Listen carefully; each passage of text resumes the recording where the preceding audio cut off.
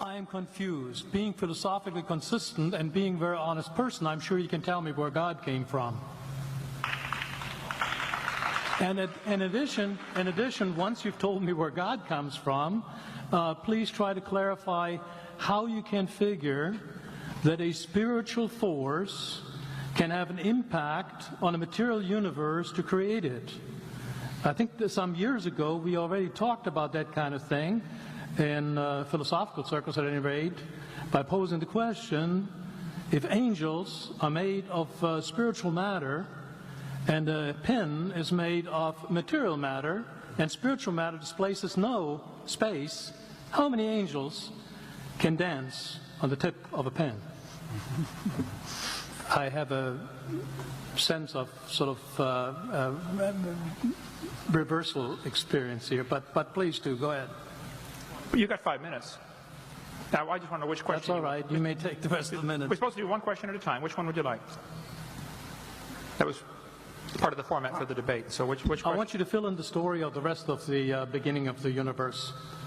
God, spiritual matter, impact on material matter. Okay. So 2 questions. All right. Go ahead.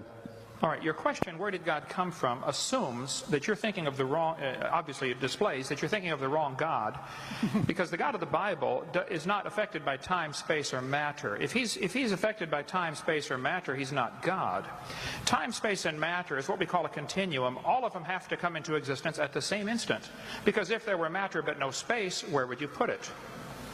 If there were matter and space but no time, when would you put it? You cannot have time, space, or matter independently. They have to come into existence simultaneously. The Bible answers that in 10 words. In the beginning, there's time. God created the heaven, there's space, and the earth, there's matter. So you have time, space, matter, created a trinity of trinities there. Just, time is past, present, future. Space has length, width, height. Matter has solid, liquid, gas. You have a trinity of trinities created instantaneously. And the God who created them has to be outside of them. If he's limited by time, he's not God. The guy who created this computer is not in the computer. He's not running around in there changing the numbers on the screen, okay? The God who created this universe is outside of the universe. He's above it, beyond it, in it, through it. He's unaffected by it. So the concept that a spiritual force cannot have any effect on a material body, well then I guess you'd have to explain to me things like emotions and love and hatred and envy and jealousy and rationality.